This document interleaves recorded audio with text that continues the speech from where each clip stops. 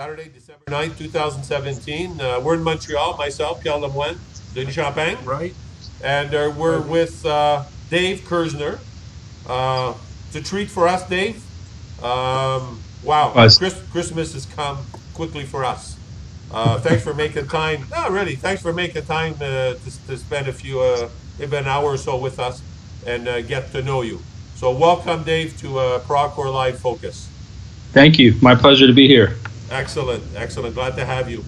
So, Dave, we want to start off by, we want to get to know you. I mean, we know the artist, we know the music, but we want to know Dave Kerzner. First of all, you're American, right?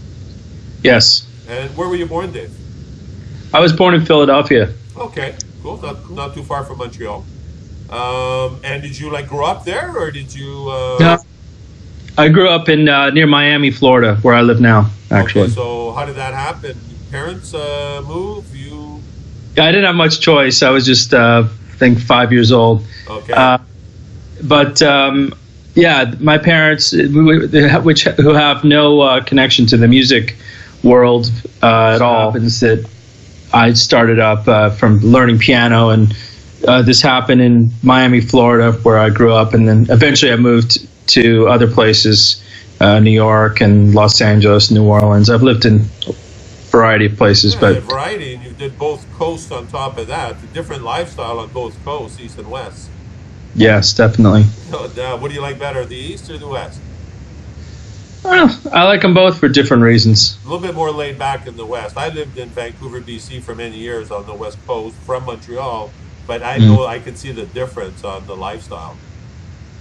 Yeah, I like in New York City. I went to school up in Syracuse, which is a bit cold, a bit more like Montreal. Yeah, not far at all. But I lived in Los Angeles for 10 years, which I really love, and I go back often. And I love being near the beach, so I live near Miami. I live in North Miami now, so kind of probably if I had a preference, it would be that. But I love to go to cities like London and New York and Paris. And oh yeah, you need a little bit of action in your life for sure. Right?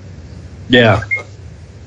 Something important, Dave, that we want to know, and probably everybody wants to know. Right on, Dave.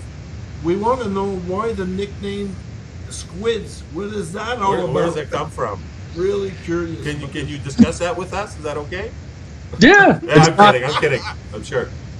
It's there's different elements to the story, but the simple short version is I'm a keyboard player, and I have fingers on multiple keyboards and pedals, so it's like an octopus. But so Squids is just a little different, but it's also because I one time saw the name Squids on a menu. And I'm not so sure the plural of squids. I think it's squid. One squid, two squid, like shrimp.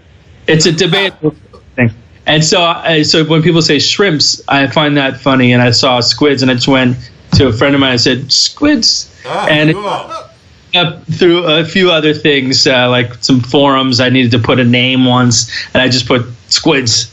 And it just became my nickname. Okay, because we see it everywhere. And it's everywhere because, the tentacles, no doubt about it. So that's cool. But just before we move on to the other question, Dave, did you choose what instruments did you play? And what age did you start? Well, my entire family did take piano lessons, not having been musicians before. And when I was 7, and it was classical, and at that time the teacher was really boring, so I just went to my mom and I said, this isn't fun, do you mind if I quit? And she's like, I think we're all going to quit. It's not fun. So no one liked it. And then the piano was just sitting there for a while, and then I would just make up songs on it. And then my mom came to me, my parents, they said, you seem to really like the piano. Would you be interested if it was a different teacher? And so I essentially auditioned a new teacher. Solo? And I said, wow. Yeah, and that's how I learned. And then, of course, he, was like half that and half theory and the basics. So he would still get me to do that. But he made it more fun because I got to play things that I personally enjoyed playing. And I do actually like classical music, but I would have wanted to learn how to play a concerto, not like some boring version of Release or something. I don't know. So anyway, but the biggest thing for me wasn't really playing other people's songs. Probably from the age, I don't know, 12 or 13, I was already writing my own songs. And even since then, even though I've done covers and tributes, my main interest is in songwriting. All right. You're really something, Dave. You audition your teachers, eh? That's a first for me, man. It's worse than that. When I was 15, I had a recording studio, like a 4-track, just a basic one. And all my friends that I played with, all of a sudden I was self-appointed producer as well. So I'm like, can you do that take again? And like, who the boss? And I'm like, well, I am the one with equipment. So I have the equipment. So I'm in charge here. You gotta run the show. I wanted to like make records like my favorite bands back, when we were teenagers. And I think my friends from back then understand now why I was like that, just because, you are who you are. That's right. That's right. Cool. Now, maybe let's go back a couple of years when you were younger, and let's just put the music aside. What else did you do when you were a kid? Like, did you have any other interests, passions? Were you an athlete at all, or did you do anything like that, or was it strictly that was it, eh? I mean, I did play racquetball and basketball and stuff like that, but I wasn't like a star athlete. I did actually do acting. Okay. And I did comedy and drama acting, and won awards for my high school doing it. Is that theater, I guess? Like you guys had a little theater group or something? Well, no, it's called Debate and Forensics, and you would like perform a little monologue or a duo piece for like a 10-minute excerpt from a play. So it's kind of, and then you would compete, and it was a class. So, but it was a fun class to go to, and or they would have improv, so you could they would give you a word, and you have to do a comedy sketch on the spot on that. So I just loved it, and so that was kind of like a fun extracurricular activity for me, and it was rewarding in those ways. Other than that, I really was quite obsessed with recording and writing, and while other kids were going around the neighborhood vandalizing and getting drunk, doing things that you're not supposed to do at that age, I was sitting there playing producer in our converted garage, Excellent. Trevor or something, I like that. But let's say you had not ended up doing what you're doing. Would you see yourself doing anything else? Yeah. I'm really into creativity. I originally went to Syracuse University to study film, so I wanted to make film. So I wanted to be a director, and I've written several screenplays also. By the way, they're on the back burner because I make albums, and it takes a long time. But eventually, I would like to make them or get them made into movies. But even back then, I was into that. So I could see myself being in film. But also like radio and voice stuff, because I do impressions and things, and anything sort of creative in the media world would be something for me. Being my dad's a doctor, for instance, I couldn't imagine. I get squeamish if I see blood, so I'm not. Not squeamish, but I'm not really into that. And I could be. I probably at one point thought I could be an astronaut, maybe, but wow. Reality, no. You would have done a great job, Dave. In reality. Because your music I was going to say, bringing music up there would be your great. music is out of this world, so you would have been a good astronaut. We have another question for you, Dave. What influenced you to become a musician? Well, we're really digging back deep in the past here, but really it started with I'm the oldest. I have one brother who's younger than me. But there was a kid named Brian down the street who was like an older brother to me. And he had an amazing record collection. And he also had... I'm taking a drink, too, at the same time, Dave. I didn't want to interrupt you. I'm taking a drink, but it's not the same thing. But it's okay. Keep going. You got to, keep the... That's right. So he had an amazing stereo system that was like hand-picked each component, and he was so obsessed with it. And I was like, really? What's this about? Who's this? And, who's Queen? And Led Zeppelin. And I basically got an education on classic rock from him. How old were you about then? 12. Okay. Maybe 11, 12. And so then when I was 13 and that whole piano revolution thing where I was making up my own songs, there was this mall, Sears Mall, and there was a Radio Shack, and they had a synthesizer that was made by Moog mixed with Radio Shack called the MG1, the realistic MG1. And really? I wanted it, like really bad. And are you there? Yes, I am. Yeah. I heard a little boop noise, so I wasn't sure. Me. Speaking. We're here. No. We're here. Okay, I just want to make sure I wasn't talking to myself because I don't need to hear the story. But anyway, so I convinced my mom to get that, and that was my first synthesizer. And then from there, I went to this other music store called Ace Music. And I remember Meatloaf was standing outside, and I just thought, the artist, and I was just like, and it was like I was like a kid, literally a kid in a candy store. Everything was just, and I remember seeing also a Genesis video where Tony Banks was turning on again, actually, and he was just playing a square of keyboards or whatever around him, and I thought, that looks amazing. And it looked like you could play any sound, too. And the advertisements in Keyboard Magazine back then would say, like, the only limit is your imagination. Like it sounded like you could synthesize anything. And, like, the guy at the store when I bought the Moog said, he's like, yeah, it's a synthesizer, man. You can make any sound, like a siren, or, wind, whoosh, and like, the rest, you just, so it could do those sounds. It couldn't do any sound, but like, as long as it could do those, you were like, I'll buy it. So anyway, I started a garage band, and I was like, 14 and then 15. We were playing with me and this other guitar player who was about my age, playing with guys who were like 10 years older than us. Because I had a synthesizer, and that was rare, and it was just like, all right, man, these kids are cool. So I was, ahead of my age group there in my interest, but obviously very serious about it. But, just on my own kind of from the interest of the music, loving the music so much, and then being creative on the piano, and then these ideas of synthesizers and rock bands and having your own garage band and everything. It just appealed to me, and I just went with it, and I've been doing it ever since. Cool. Now, we've been talking about the keyboards. I mean, that's where you started. You play a lot of that. But you are a multi-instrumentalist, are you not? You play the guitar, you play other instruments, or?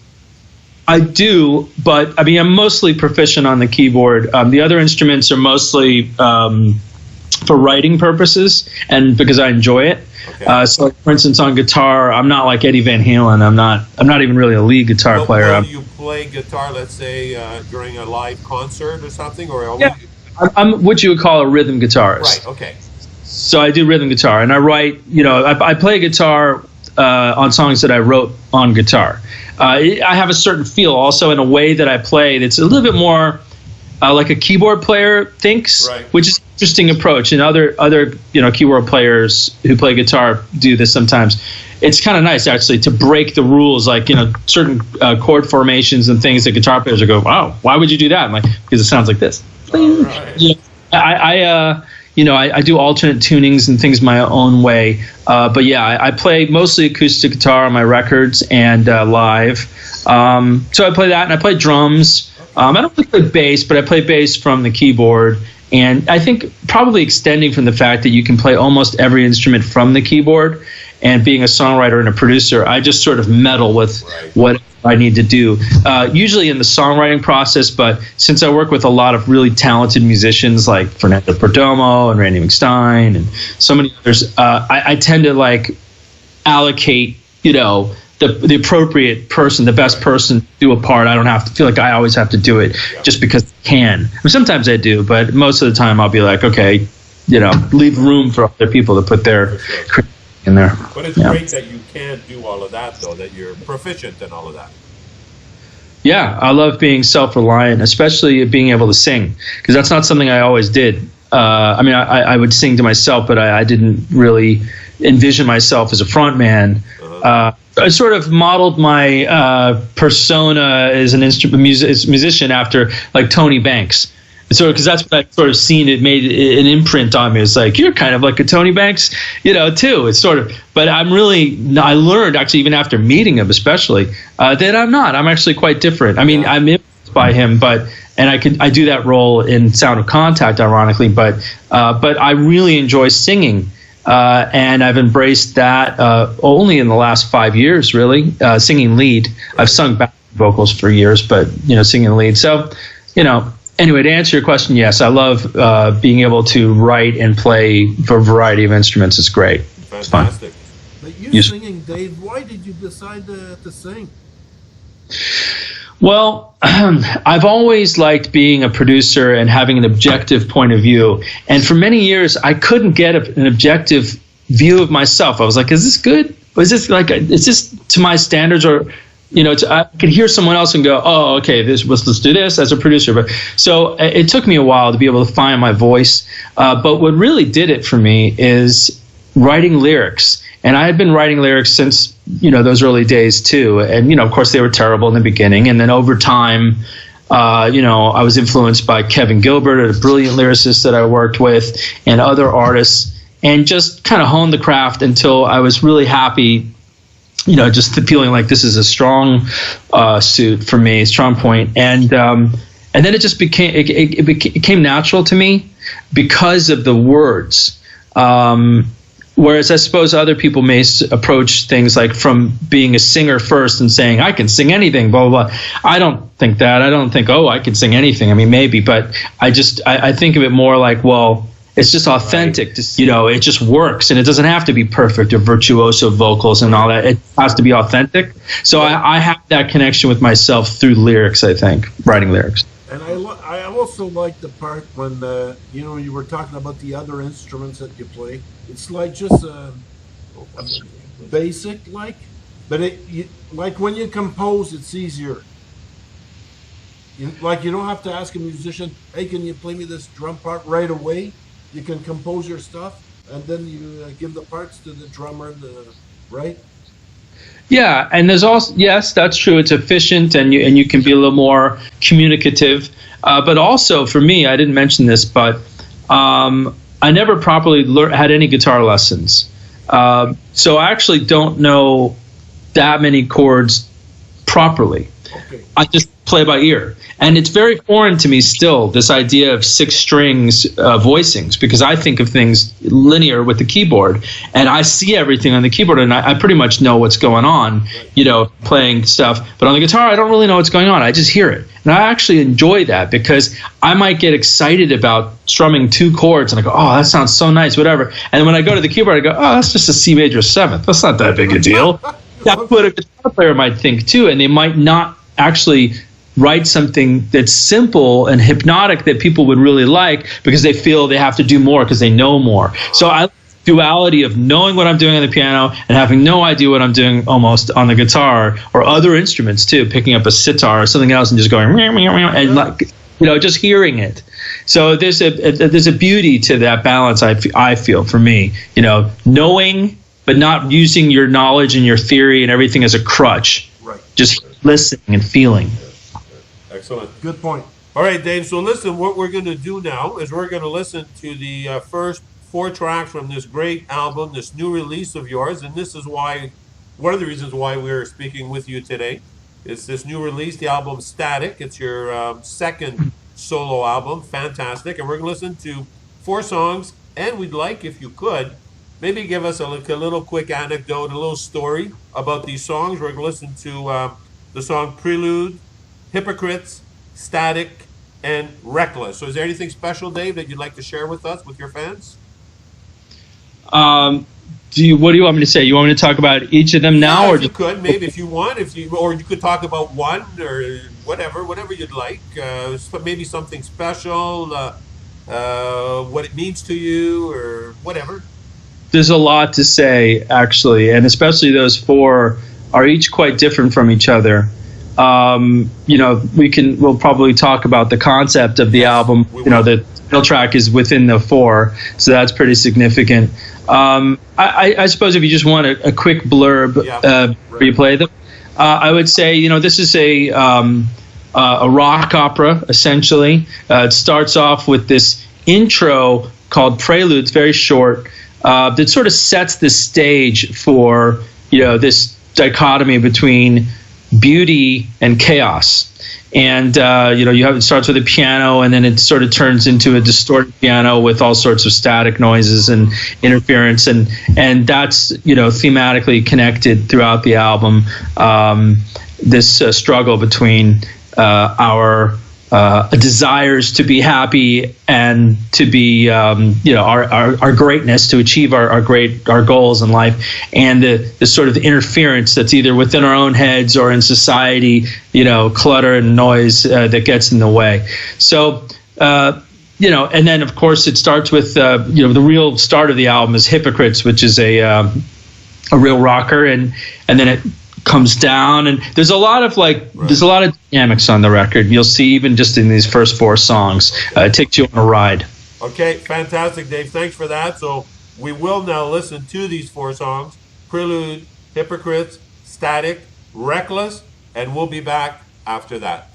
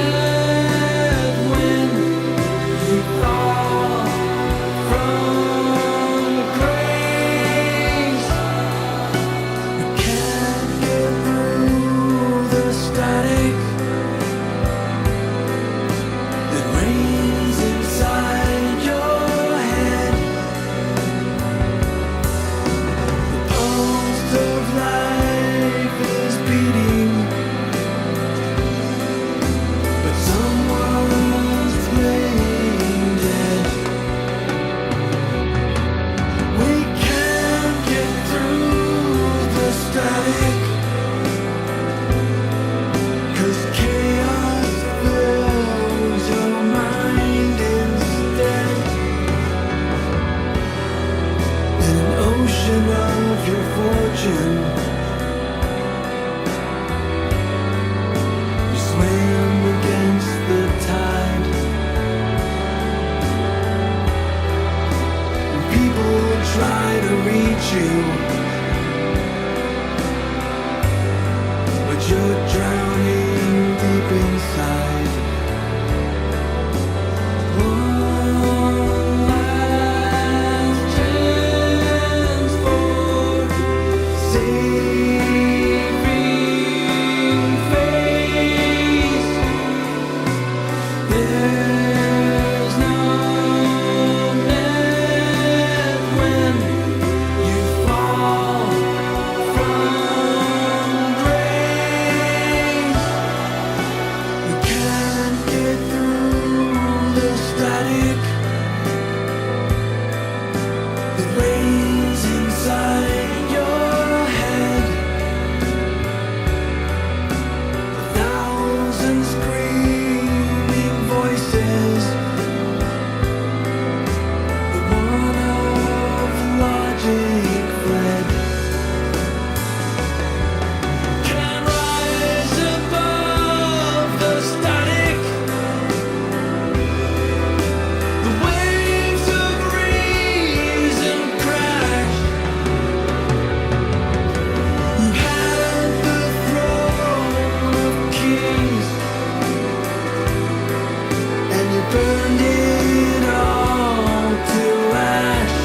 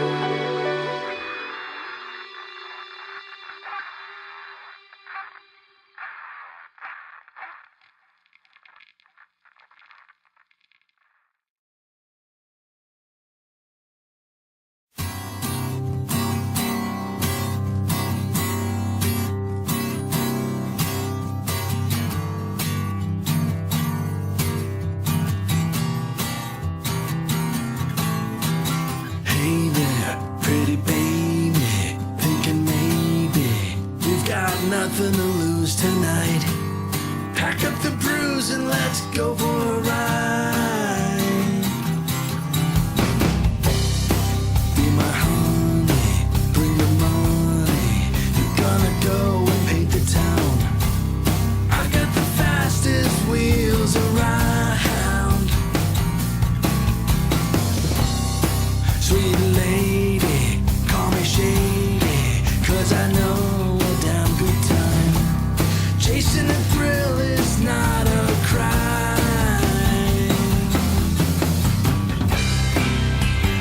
Reckless like you've never been, crashing on the road within. Reckless like you've never seen. Now we're racing, you're embracing the other side at 135. What better way to feel alive? Tires screeching, limits breaching. I think it's time we hit the brakes. Do a few lines and raise the stakes.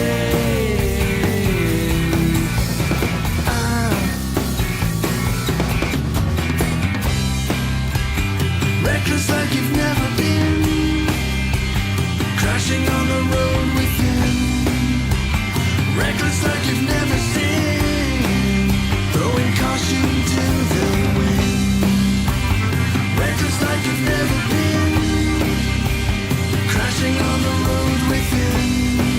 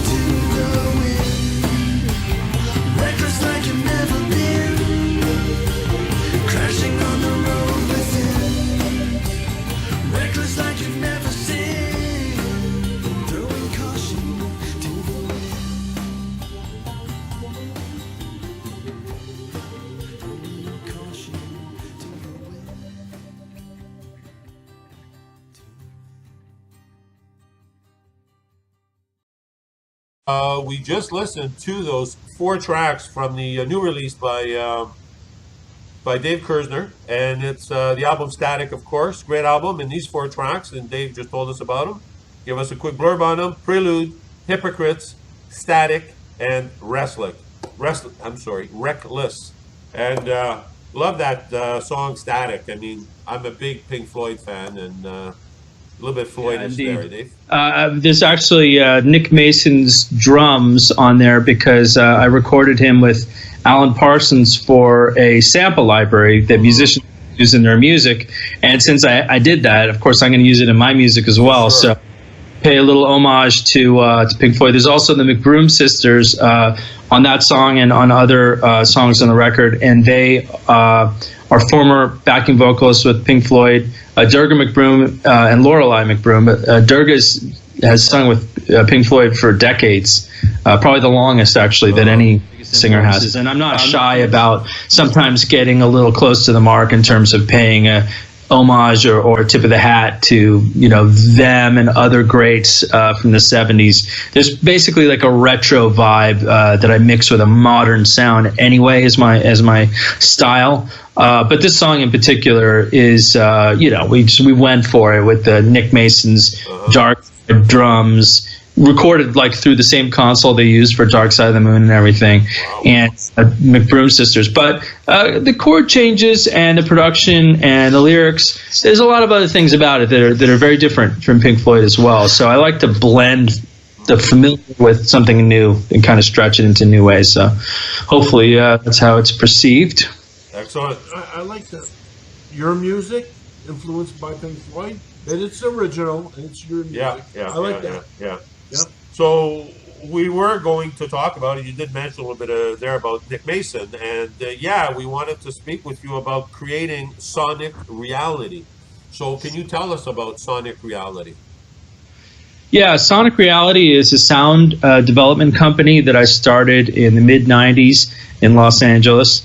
I started it because at the time, these instruments called samplers were getting more powerful, and the media was becoming like, you know, first it was floppy disks, so we would make sounds on and sell floppy disks, and then eventually CD-ROMs came out, and it became possible to sell sounds to people in larger quantities and large sizes. Because for making earning a living in Los Angeles in the 90s, I was custom sampling and programming sounds for all sorts of different bands and artists like Madonna, Crowded House, Smashing Pumpkins, and I would do it custom for them until like the CD-ROMs started coming out. You can make your own. I was like, oh, well, these same sounds we're making for these artists, we could sell to any musician anywhere in the world. So I started the company when that whole thing really got off the ground, this idea of, you know, sample libraries.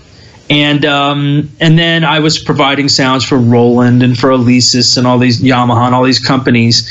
And that's how I earned a living while I was making my demos and playing with various artists and, you know, playing in Los Angeles and whatnot.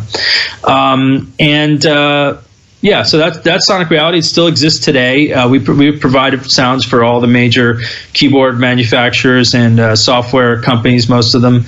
And one of the things Sonic Reality does that I enjoy quite a bit is we work with famous drummers and producers and have created certain products like Nick Mason drums, which I did with Alan Parsons. So just to work with those two in the studio, absolutely, you know, just unbelievable. Like, you know, because that was an interesting one because they hadn't worked together since the 70s for Dark Side of the Moon.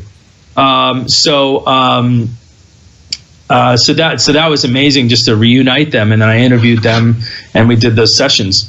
But we also did Neil Peart drums, and that was amazing to work with him. We did a product called Epic Drums with producer Ken Scott. To co-produce with him, he recorded the Beatles and David Bowie and Supertramp and all these amazing bands. So we got Bob Siebenberg from Supertramp, and I mean, there's a long list. Billy Cobham, Bozio, back in the studio recreating the drum sessions essentially that they did in the 60s, 70s, 80s, and So that's sort of a fun thing that Sonic Reality does, and it's led to a lot of cool things for me musically as well, in terms of people I've been able to get to guest on my albums, or production work, or all sorts of different times. Well, one of the cool things that it led to was what? Sonic Elements, right? It's a tribute band, right? Yeah, well, Sonic Elements is essentially my pet project, right, if you will. Producing albums with, elements from Sonic Reality, essentially. So, like, for instance, and then they might as well be, these sort of fantasy band tributes, if you will. I say fantasy band because if we do a Rush tribute, which we're, doing, we've been working on for a while, but Neil Peart's on drums, because it's the drums we recorded, and it's actually him playing, because that's what we recorded for his drum loops. So, I mean, anybody could actually buy Neil Peart drums and do Rush covers with it. So it's kind of like the fun thing.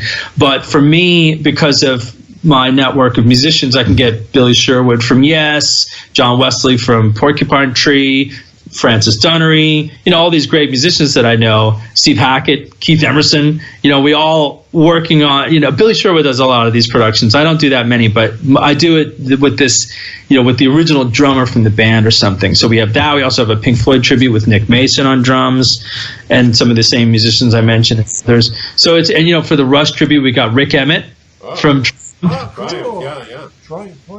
And he fits perfect. So it's fun. It's a good exercise for me as a producer, because they're not, they're covers, they're not my songs. So it's all about casting the right people to do the parts and making it sound great, and doing some engineering as well, and also showing off what Sonic Reality sounds do. So it's kind of like an elaborate demonstration, or having fun with the tools that we make. Because also, that's the other thing is, for years, I was, I sort of took a hiatus from doing music for between maybe like 1998 after Kevin Gilbert died, and 2004, 2005. I was just sort of doing it privately, and then I was running the corporation as a business.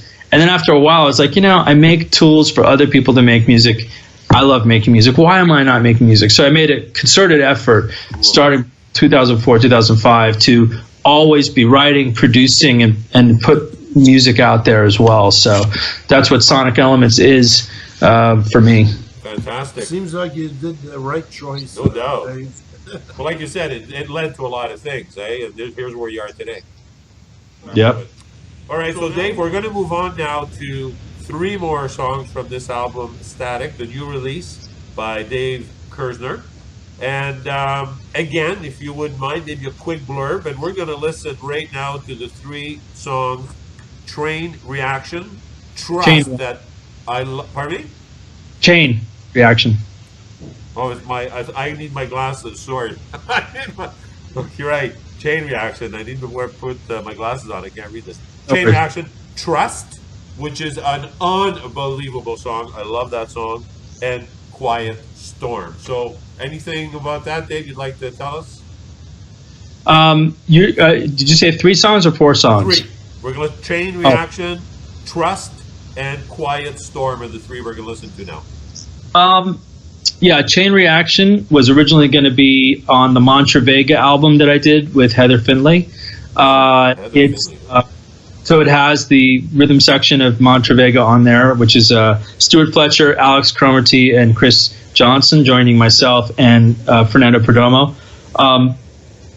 It's more of a, well, that's the single. That's the first single from Static, really, technically, besides the title track, which I released a lyric video for. And then Trust is a ballad. But I love writing ballads. There are more ballads on my previous album, New World, than Static, but there's a few on here. But I would say almost every one of my ballads, almost everyone, has a twist.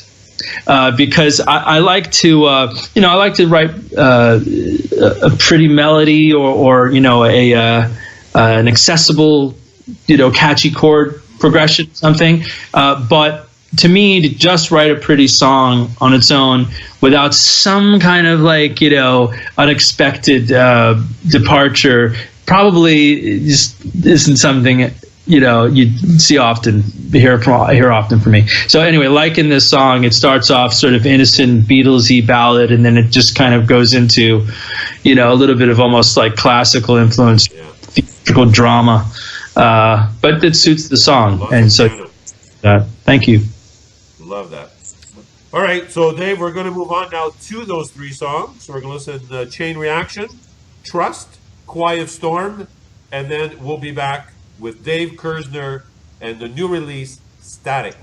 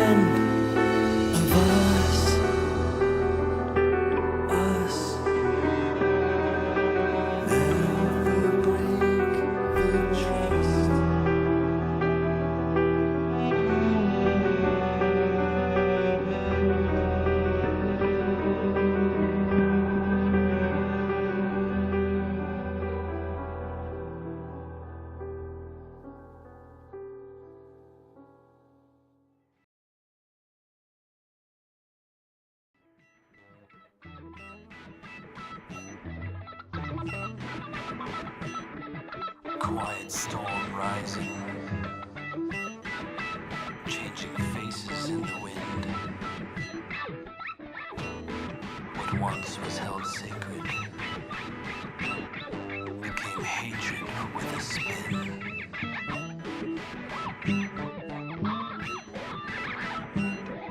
Disguised as freedom, control the way we live,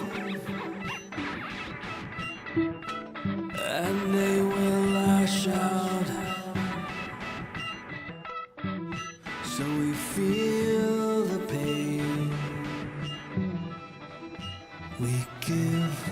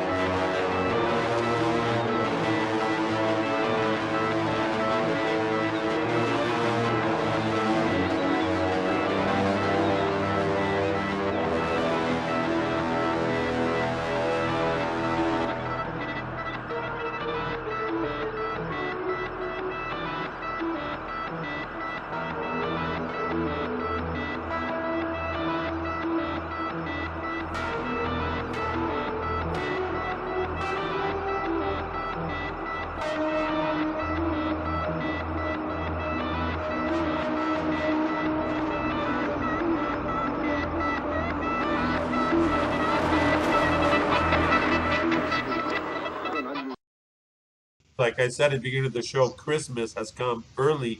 Dave, thank you so much for taking the time to have a quick Q&A session with us. We really, really appreciate it. Of course. And we just listened to 3 songs from this new release. The album is called Static. And the 3 songs, Chain Reaction, Trust, and Quiet Storm. Excellent, excellent track. So now you're back with Sound of Contact, obviously. So are you still going to be playing with other bands, still doing solo projects? Yeah, I mean,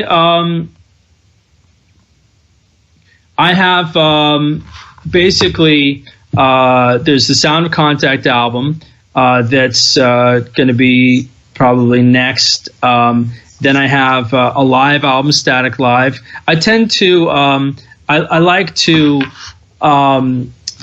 because at this stage of the game, I haven't been able to like tour the world or anything like that. But with the internet, I recognize that I have fans in different parts of the world. It's fascinating to me, you know, in Montreal and Yeah, for sure. Finland and Australia and, you know, Japan, and there's, you know, it's not feasible to just because it's well, far away and expensive to get there. So so in the meantime, what I like to do is I like to record live albums of the new material, and ideally, if possible, like a DVD, Blu-ray.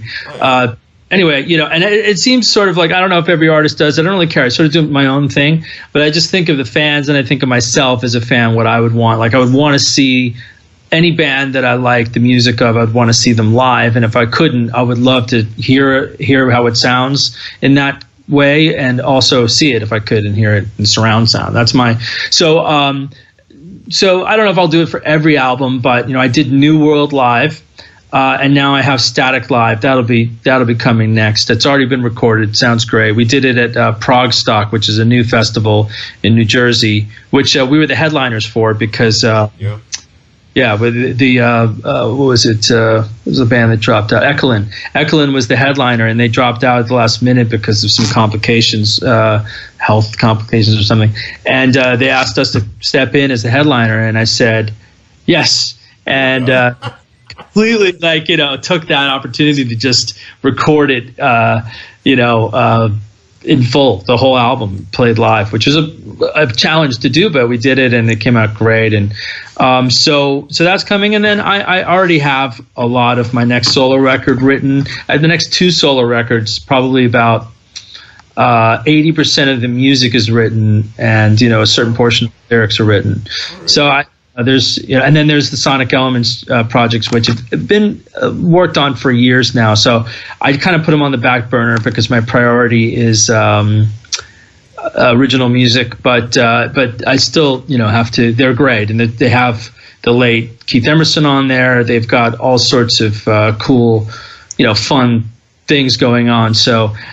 There's going to be a lot of releases actually in 2018 for me, given all the things I just mentioned. Excellent. Now, but one of those releases, and maybe I didn't catch that, but that live, is that going to be a DVD or a CD? Both. Oh, fantastic. Fantastic. All right. So, Dave, we're now going to move on to 3 more songs from this great album. The album is Static. It's your new release. It's your second solo album. Fantastic album. And we're going to listen to the 3 tracks. And if you have, again, maybe something quick to mention, a little blurb on the tracks, we're going to listen to Dirty Soapbox, then The Truth Behind, and then Right Back to the Start. Anything on that, Dave, that you'd like to share with us? Well, I mean, this is, again, a lot of dynamic roller coaster ride stuff emotionally. Dirty Soapbox is a song that we had Steve Hackett guest on. He guested on my previous album, and I'm a huge Genesis fan and a huge Steve Hackett fan. So it's great working with him. We really like working together. So he's back, and he does a really nice guitar solo on that song. And it's the song itself is kind of like a modern day Broadway melody of 74, but it's 2017, talking about the stuff going on today. And much of the album really is a commentary on modern society, and it kind of timestamps it to just be very relevant. And for now, for us to think about what's going on, and for the future to look back and go, yeah, remember when things were nuts in 2017? So yeah. And then, the other songs have their own sort of emotional journey. Truth Behind goes through the depths of desperation in a relationship gone wrong, and fear of your partner cheating on you with everyone that walks in the room. And Right Back to the Start is sort of the post-relationship, like, okay, that didn't work out so well, but it's time to get back to the basics and just love yourself and be hopeful for the future, and kind of, sort of refresh your outlook and that kind of a thing. So, yeah, a lot of dichotomy of, desperation and a horrible experience, and seeing a light at the end of the tunnel, Well, there's always light at the end of the tunnel, but when, that's the problem. When is it there?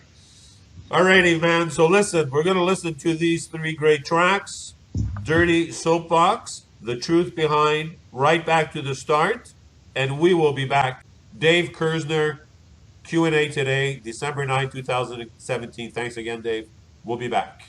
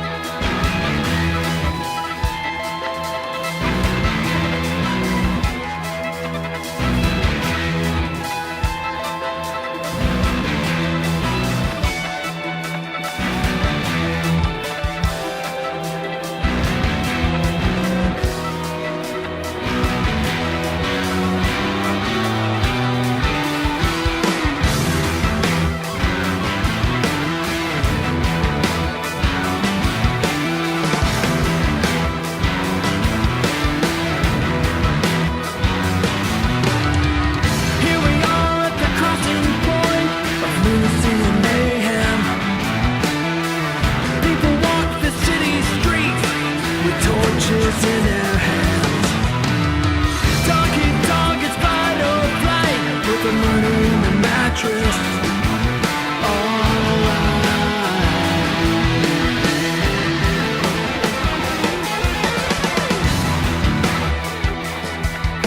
It's alright.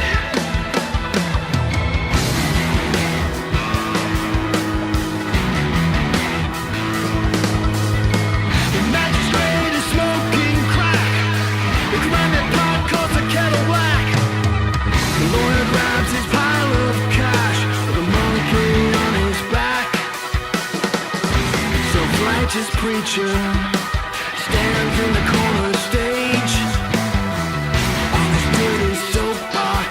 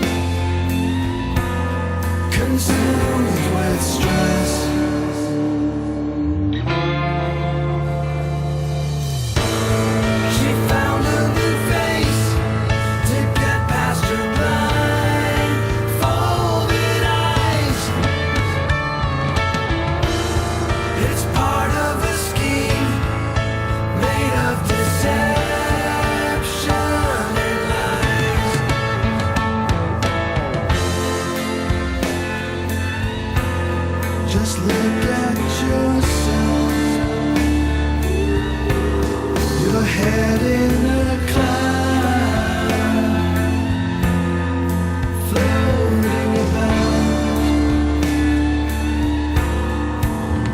And your core is screaming out.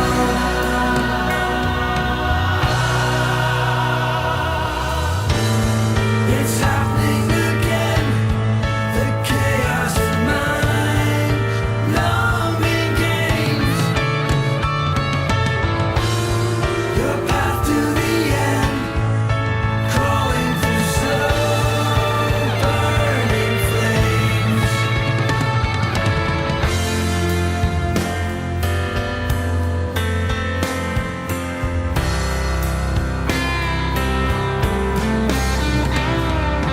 Want to live the life we have visions of. Sometimes we sink so low we can't rise above. When your suspicions grow from all the clues you find, you'll feel that you have the right to know the truth behind.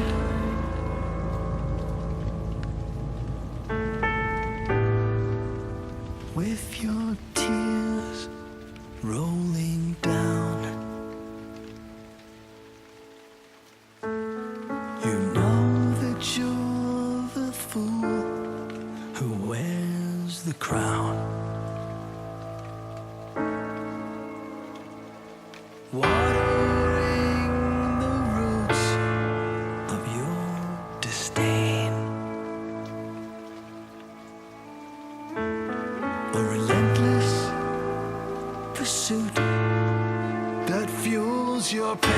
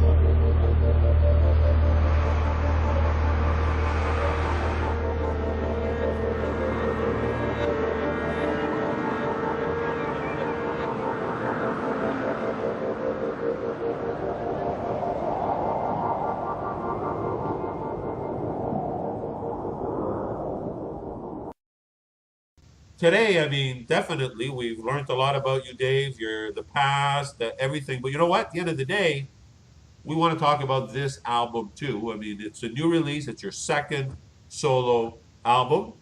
And what we want to know, obviously, we talked about the concept a little bit, the story behind it.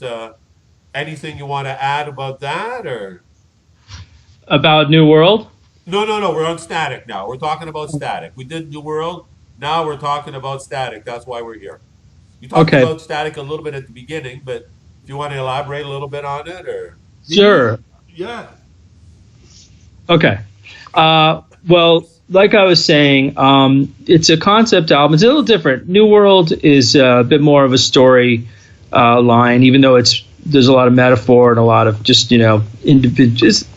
This is different. This is less of a story with consistent characters. Yeah, like New World is a journey of one person, that I play. And Static is about people. It's about different characters, personas.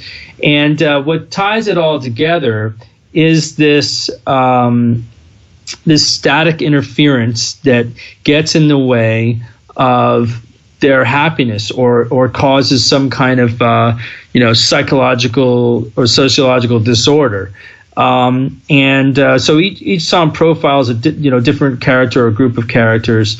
You've got let's say in Reckless, the song Reckless, you've got a character named Shady who's a thrill seeker to the extreme, and the only way he can feel alive is to put everyone else in danger by driving a sports car at 135 miles per hour on the wrong side of the freeway, drunk and high. Whereas let's say in the song Millennium Man, you've got the popular profile of an extreme narcissist, but who wants everyone's attention and puts other people down and is somehow in a position of power. And some people might think I'm talking about the current president of the United States, President Trump. We're going to go with the politics, but I know what you're talking about. But it's not only about him, actually. I mean, he definitely is, a great example of a narcissist. But I mean, just by definition. But it's more a commentary, actually, on how he and other artists, certain rappers, certain actors, certain singers, and people in the media have sort of come out as unlikable characters in that sense of being boastful about themselves and putting others down. And so it kind of pokes fun at it in a way, also in a dark humor way. It's sort of like the song Big Time by Peter Gabriel, or, some of those kind of songs where it's like the character is so ridiculous that, you have to laugh. But at the same time, it is amazing how some of these people can be popular acting that way with less than admirable qualities. So, and then there's Dirty Soapbox, which talks about how and Hypocrites, where we're sort of everyone's righteous these days, everyone thinks they're right, everyone's wrong, has their speech to say, and yet there's flaws and hypocrisy in what they're saying. And the title track Static deals with how we're disconnected and from our greatness sometimes by being unreachable because we're distracted by whether it's cell phones, media, drugs, any sort of addiction or anything that kind of like gets you outside of, being connected to who you want to be, your greatness, your joy, being part of the world in a positive, harmonious way. And then the carnival of modern life, which ends the album, sort of puts it all together in a kind of, that's almost like a rock opera in and of itself. Right. It just takes you on all these twists and turns and sort of represents the chaos of modern society, which is depicted on the album artwork by Ed Unitsky, where it's like a carnival city and everything is just absurd. And and everyone has television set heads with static, and they're still looking at their cell phones. Like, it's not enough popcorn and cell phones. And let me just avoid the things that matter. So that's the album. And you've got 74 minutes of music on that album. I mean, that's a lot of music. Yeah, to be honest with you, I don't know what it is, but I kind of have an idea. Basically, because it's progressive rock, and I also like to write traditional songs as well, like, somewhat mainstream, alt rock, whatever you want to call it. But I also like to offer, what people want from progressive rock a lot of times, which is like extended instrumental sections, reprise moments if it's a concept album. It just ends up being a full CD. I actually have to hold back.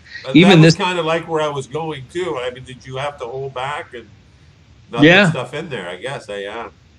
Yeah, there's a song called Paranoia that didn't make it onto either record. Was going to be on both, and I have a new version of that I'm going to release, but I've already released that as a single. And then I have a few other things that I'm going to put together that were supposed to be for Static.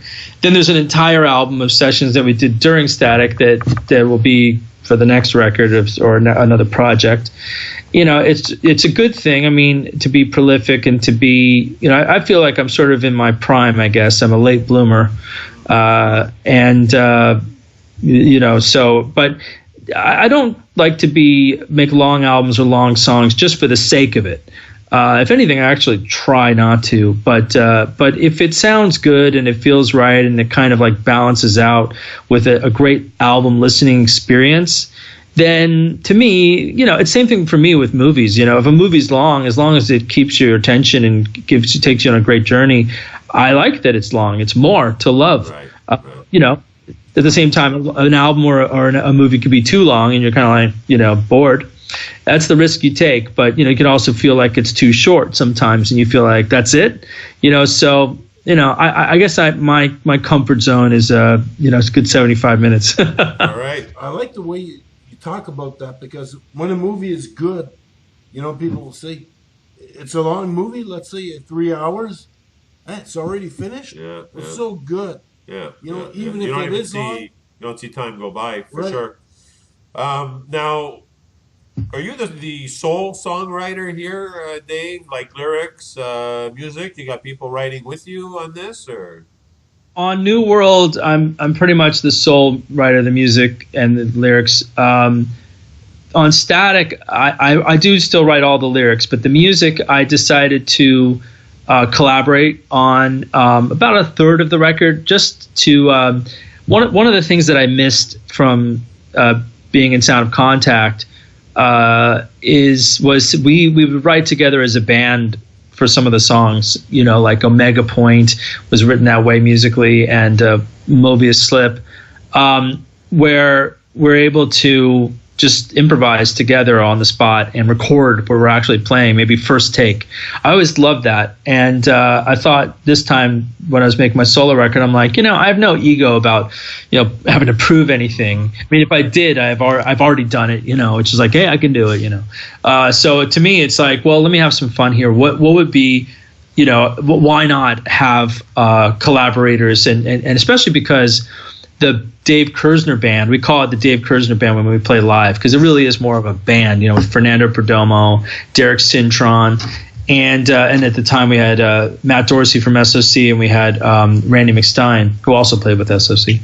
And, these guys, we have a chemistry as well. So, and they're really creative. And so after Cruise to the Edge, we all got into the studio and just jammed and made up, music together without really barely talking about it. It just came out. So Hypocrites and Carnival were all one take and just came out that way musically with some editing and taking some things out and rearranging, which I would do, and then I would write the melodies and the lyrics afterwards. And the guys who wrote it with me would have no idea what I'd sort of had in mind. But the way I like to work is, whether it's me writing the music or, a group together collaborating, is thematically I listen to it, and it as long as it interests me to want to take it further, I think about, what does this music want to mean?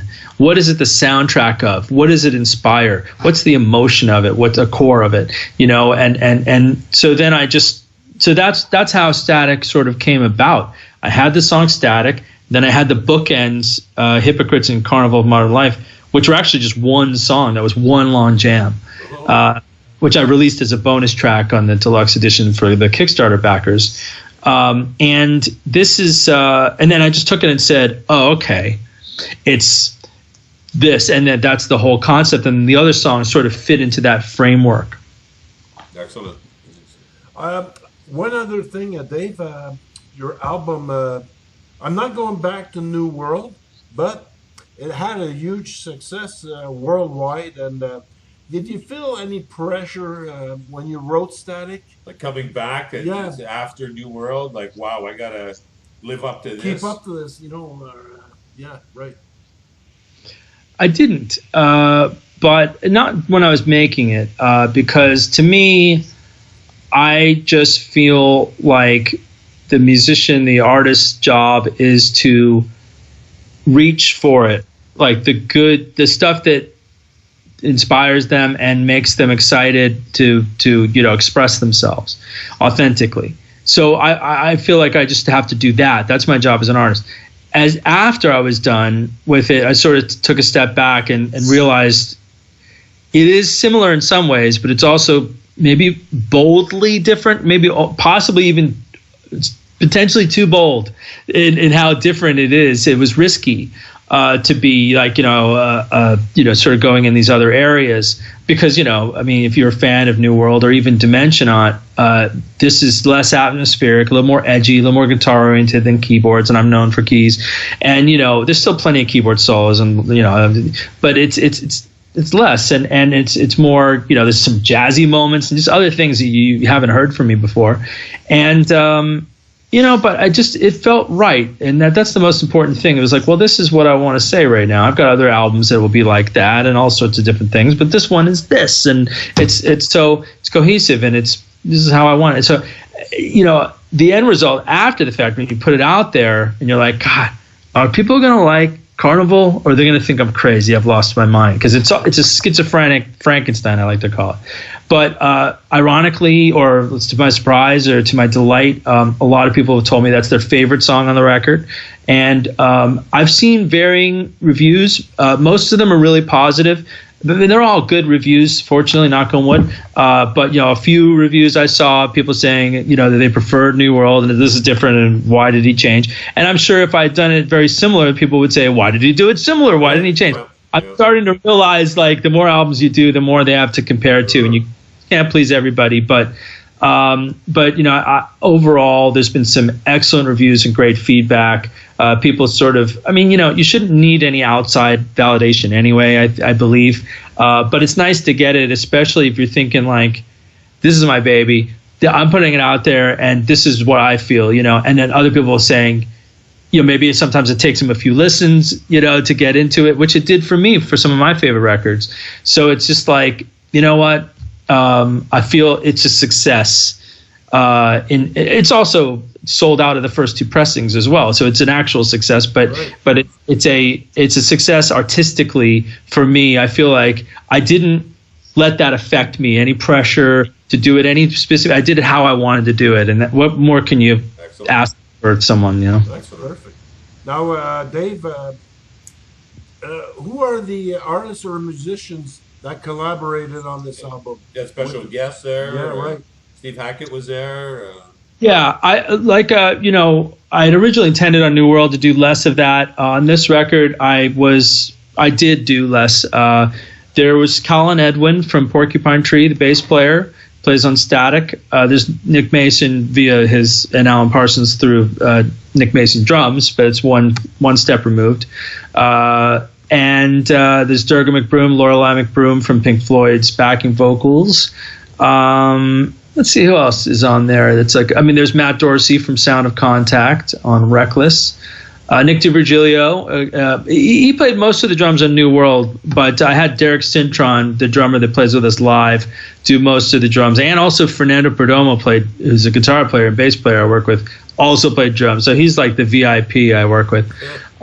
But yeah, as far as name musicians from different bands, less actually of that. I don't really feel the need. It's more of, like I said, Steve Hackett was the right guy to play the guitar solo on Dirty Soapbox. It was already kind of influenced by The Lamb Lies Down on Broadway, but in a sort of modern, edgy, Porcupine Tree infused kind of direction, I suppose. And that worked. And Colin played fretless. But I'm not. I could do an album with no guests. It's fine with me. It's just if it fits and it just works out that way. Sure, Can't ask for more than that. All right. So, do you want to move on to a couple more tracks? We're going to move on to a couple more tracks, Dave. Okay, because I have. You got another question? No. Well, I can go for it. Okay. Well, okay, Dave. I know you have a passion. You collect the vintage instruments or rare instruments. Where did you get this passion? Where did this come from? I probably from reading Keyboard magazine years ago.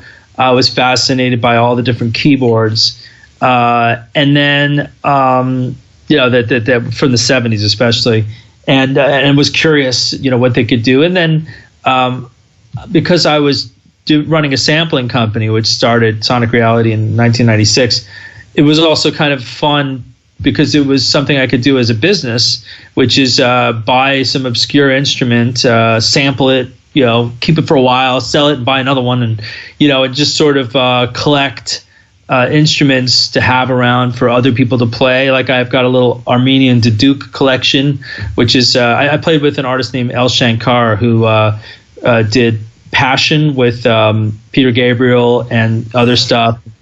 That's one of the instruments on that record that I really love. And I can't really play it. I do play it, but not very well. But it's there in case a sax player, a double reed player comes by and I say, try this out, see what you think. A shakuhachi, whatever. I've got tons of world instruments and vintage keyboards. But that said, I've kind of, it can be daunting keeping all of these instruments working and storing them and everything else. So I'm actually in a mode where I'm scaling back and selling off a lot of them because to me, it's so much more important to make music and be creative than it is to just look at all the gear and everything else. If you're using it, great. But, if it's just sitting there collecting dust, it's nice, but it's more like art or furniture than it is an actual tool. And, sometimes I like to just sort of get things out of the way and just have a piano or a guitar, in a certain mode just to focus on the music. So I love them, those instruments, but I'm not totally dependent on them or attached to them. Okay. Does that make sense? Makes a lot of sense to me. Definitely. All right, so now, Dave, we will move on, to 3 more songs from this album, Static, the new release. And we're going to move on to Statistic, Millennium Man, State of Innocence.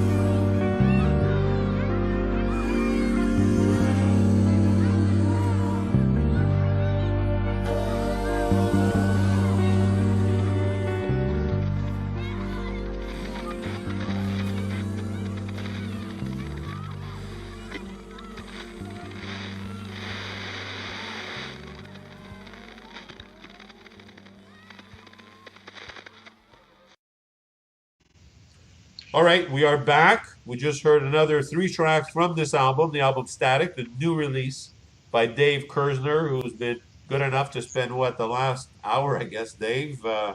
Thanks again. It was fantastic. Hope you enjoyed yourself.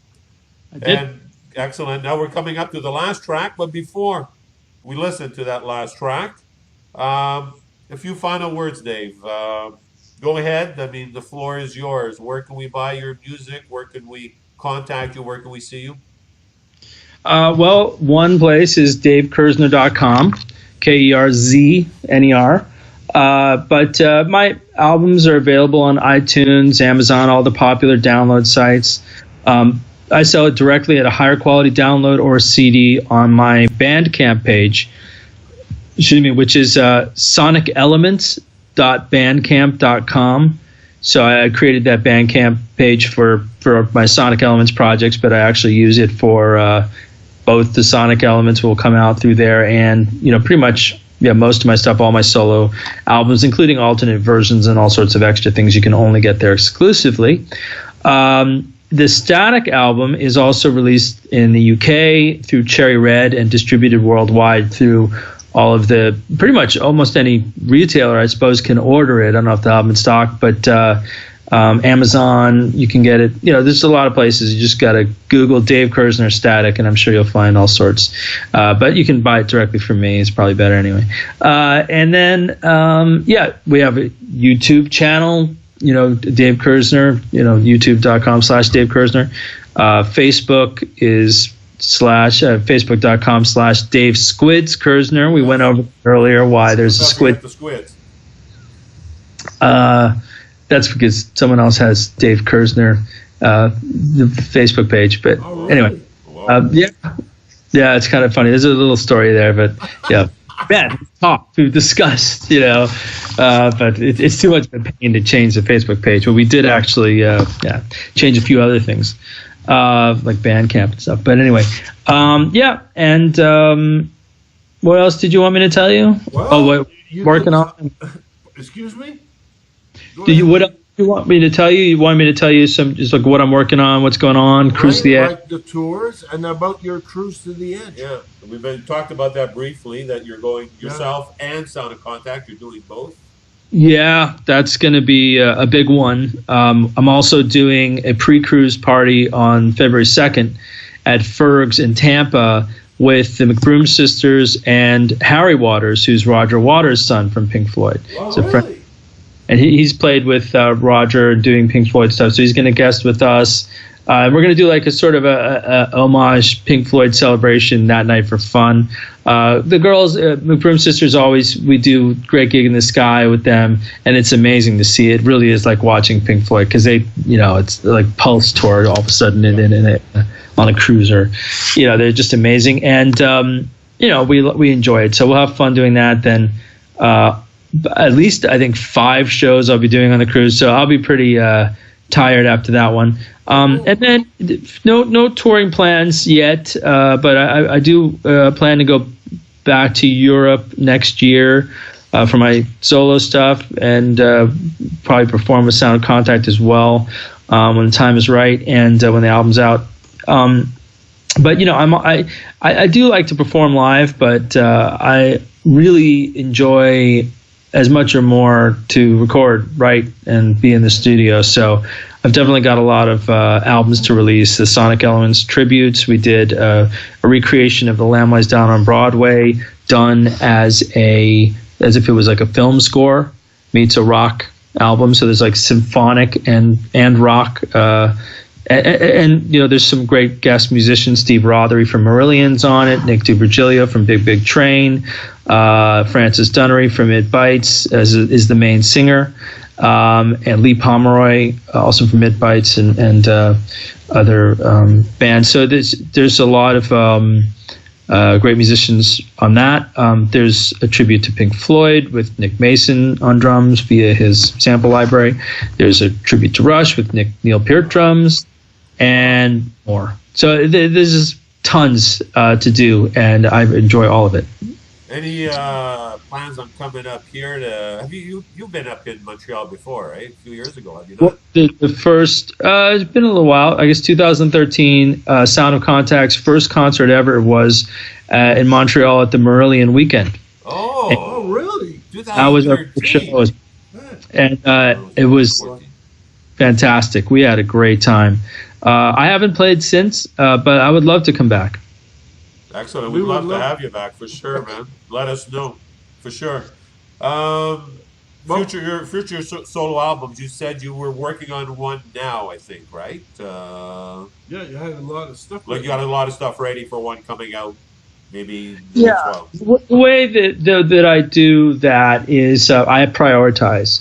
So the top priority now, besides doing music videos and things promoting Static, is the Sound of Contact record. Right. And I'm producing the McBroom Sisters album, which is female-led Pink Floyd songs plus some originals with various people that played with, like John Caron and Guy Pratt. Collaborated on some songs with them, and so that'll be coming out next year. And then the Static Live album is there. So all of that's higher priority than timing-wise than my next solo record, even probably the tribute albums at this point, because it's kind of like, all right, it's time to get those done. And but the way I work on my solo material is I try not to take too much time, but I take my time to kind of, sit with it, think about it. So I've been working on it. I listen to it, I think about it, I write some lyrics, and just kind of let it evolve and grow.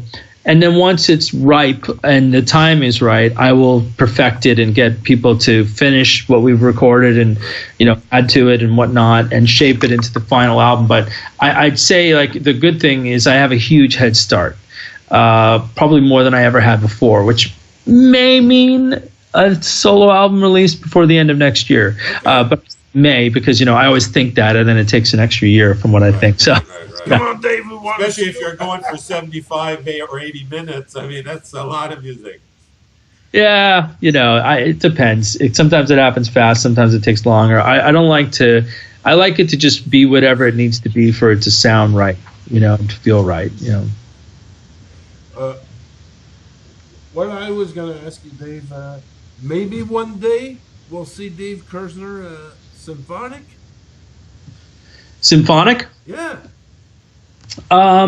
Yeah, I mean, well, like I said, this Lamb Lies Down on Broadway album is symphonic. And I have Ruti Celli plays cello with us. There's a little symphonic element. But like a full orchestra would be amazing. So yeah, that's a dream of mine someday. Yeah, for sure. We may also release like an acoustic album at this point. It's something that could happen at any time. So yeah. All of that stuff. I love it. And the thing is vinyl. People ask me about vinyl. I might as well say, yeah, we're going to release vinyl next year, and hopefully also 5.1 surround sound versions of the album, because I just love that stuff. And these are the kind of albums that are worth doing that kind of treatment for, because it's a lot of sound effects and things that just would be really nice in that space. So. Excellent. So I don't know. I mean, I think that's pretty much it. That covers it, Dave. I don't know. Is there anything else to add, Dave, at your end? They were pretty good, eh? Yeah, that's pretty thorough. Excellent. So listen, again, we want to thank you so much for spending some time with us. A lot of time. A lot of time with us. And you're right, it was pretty thorough. And hey, it was really, really a treat for us. So what we're going to do now is we're going to listen to the last song of the album, Static, which is, of course, an epic one. Yes, definitely. And that's why we keep it for the last, because it is the one, the carnival of modern life that you discussed already. And that's going to be it for us today, Dave. We're going to listen to that great track. And again, before I go, I want to say thanks. I don't know you guys have anything to say? Merci beaucoup, Dave. All right, Dave. Thank you again. We're going to listen to this track, The Carnival of Modern Life, on Prog Live Focus with Dave Kerzner, new release, Static. Thank you.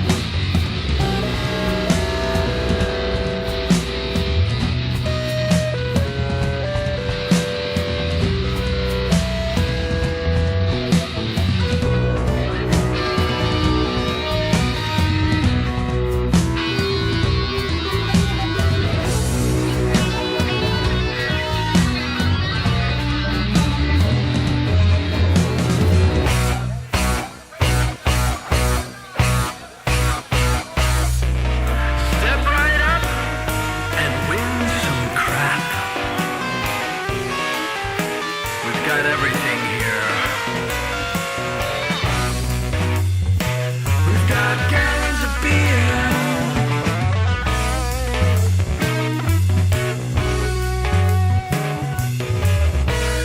Over in the corner on the left, your favorite reality TV stars.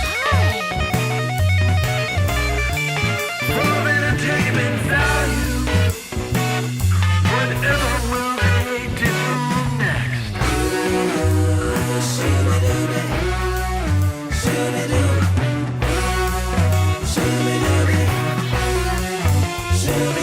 There's plenty of booze and nothing to lose. Gamble away, hold on to your shoes. I'll be your guide, get on the ride. Stick out your tongue and open wide.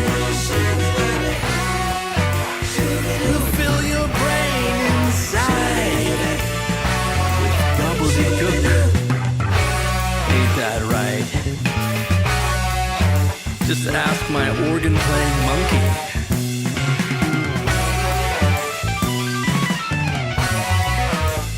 Drink that punch and follow me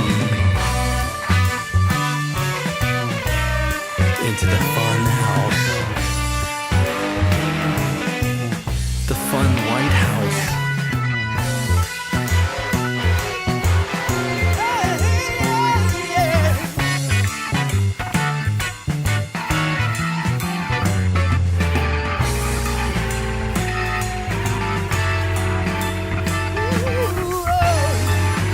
Welcome to the carnival of modern life.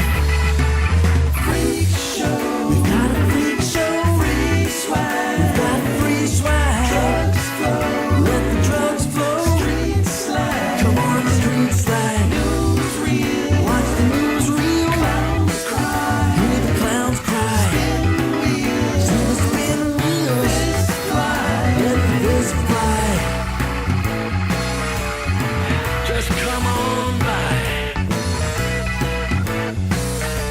Just come on in by.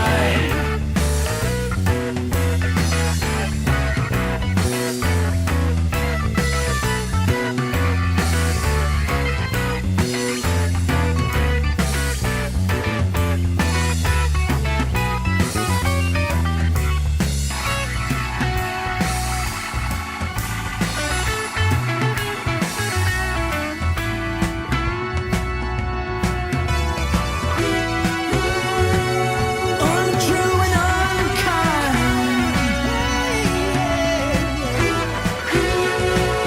Watch balls unwind. And you're losing your mind.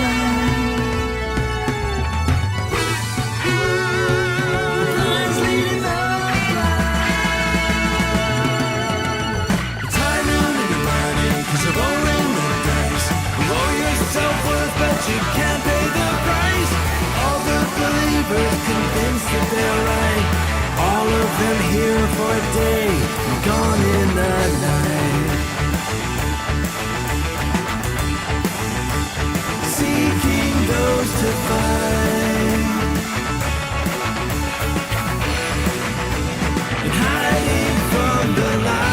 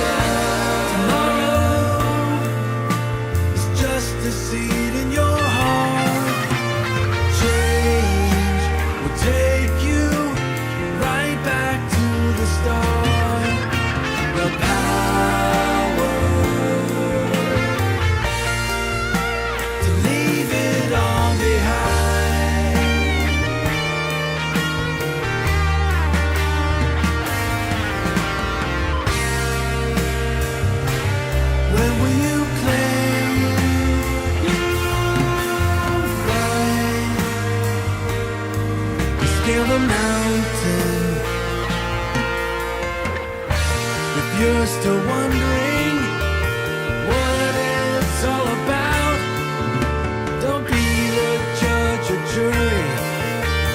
Fate will balance out. It's only a drop of time.